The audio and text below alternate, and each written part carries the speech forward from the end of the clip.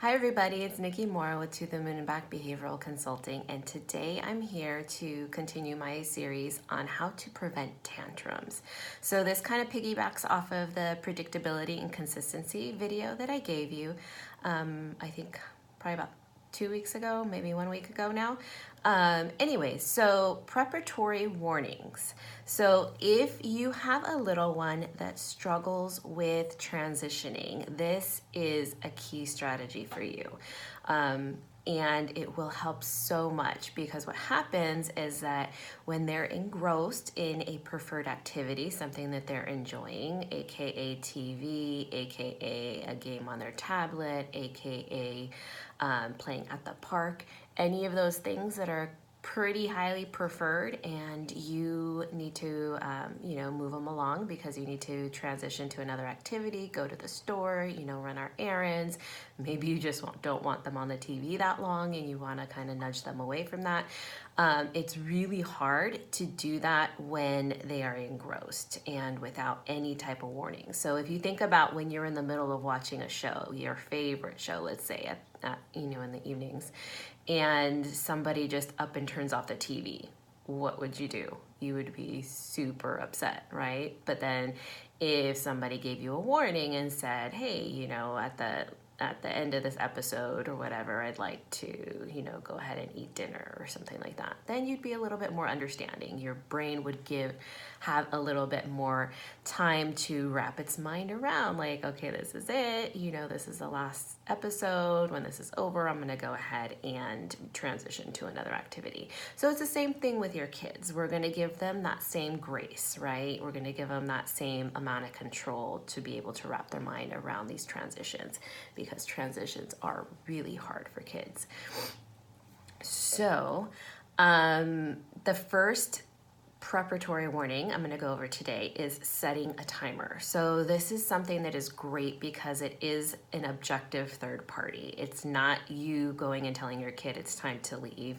It's something that is there as a reminder for both you and your child to hold you both accountable to that time frame that you guys committed to. So this is really versatile. It helps with so many different transitional situations.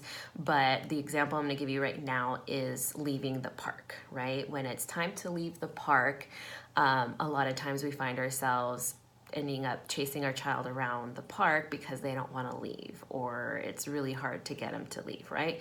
So what we're going to do is we're going to go ahead and get them used to the timer. So you're going to give them a warning of, okay, 5 more minutes and then we're gonna leave. I'm gonna set the timer on, and then when it goes off, we're gonna go ahead and leave, right? So along that phase of the 5 minutes, you're still gonna wanna give them maybe like a 1 minute warning, in addition to that, so that it's, again, not just this kind of rip the Band-Aid off, because they really at this point don't have too much of an idea or understanding of time.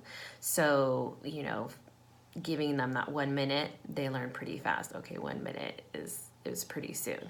So that really helps with them. So just, again, with all my strategies, making sure that you follow through and that you're consistent with it, and then they'll hear that timer and there won't even be a protest because they're going to be so used to it and so used to just transitioning when that happens. Okay, so countdowns is the next preparatory warning. And this is really great for more casual instances when you want them to complete a more enjoyable task, right? Something that they're really enjoying, and or to speed up a transition. So for instance, Jenny, we're going to be done coloring in 5, 4, 3, 2, 1. And then you would take the crayon away and go ahead and start cleaning up, right? You could also kind of make it into a game, because kids love games. Kids love that kind of that race to the clock, to beat the clock, or anything that you turn into a race, they love it.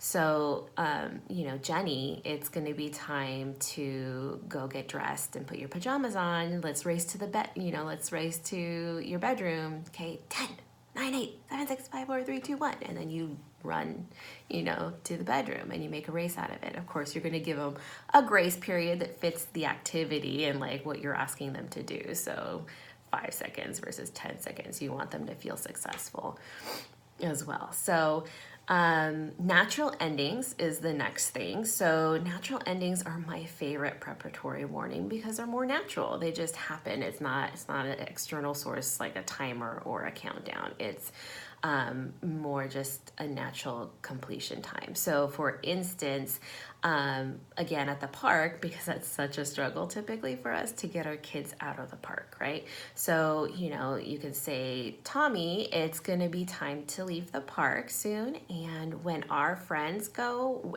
we're also gonna go. We're all gonna walk to the car together. So that way, when your friends decide to leave, it's time, you're just all gonna go together. It's a more natural transition, right? It's more natural ending to that activity. So another example of a natural ending that might occur often in your day-to-day life is, the TV example. So if, you want your child to know that at the end of this episode, the TV is going to go off and it's going to be time to go brush teeth or get your clothes on to go to school or eat breakfast or whatever it is. So, at the end of the episode. So that's, again, a natural completion time. It's something that you don't really have to fight. You don't have to set it up ahead of time. None of that. It just happens naturally. So, again, the main thing to know is that you have to be consistent and you have to follow through. So, otherwise it's going to lose its usefulness. It's going to lose its validity in your child's mind, and they're going to be, oh yeah, you say that all the time and I don't really need to listen, because sometimes you don't follow through. So again, just following through, making sure that you're consistent with that. And it will, another thing that I want to tell you guys is to make sure that in order for this to work and to be fair, you need to make sure that your kids heard you, right? So you're not going to be yelling from the kitchen and, telling your kid, okay, the TV's going off soon, because they're so engrossed that they probably don't even hear you. They probably don't even realize that you're saying anything to them, or they're like, okay, and they really didn't hear what you said. What you said. So just making sure that you have eye contact with them, that you make sure that you get their buy-in, get them to respond some way verbally and say, did you hear me that it's going off at the end, or at the end of this episode, or what did I just say? And have them repeat it back to you so that you know that you're both on the same page and that it's fair to hold them accountable at the end. So I hope that this all helped you guys. It was supposed to be a live video, but Instagram and Facebook, at least the business pages, were kind of acting funny. So next week I will be going live at about 1 or 1:30 for you guys, and I will be talking about 2 warnings then consequence method, which is really great because we all have been guilty of giving too many warnings and kind of sounding like a nag, and then not being consistent necessarily with the number of warnings we're giving. So this really teaches you how to set that predictability and that consistency with your warnings and your follow through, so that your kids are more likely to listen to you. So if you like this video, please like it, share it, and I will see you again next week. Take care and have a wonderful rest of your week. Bye-bye.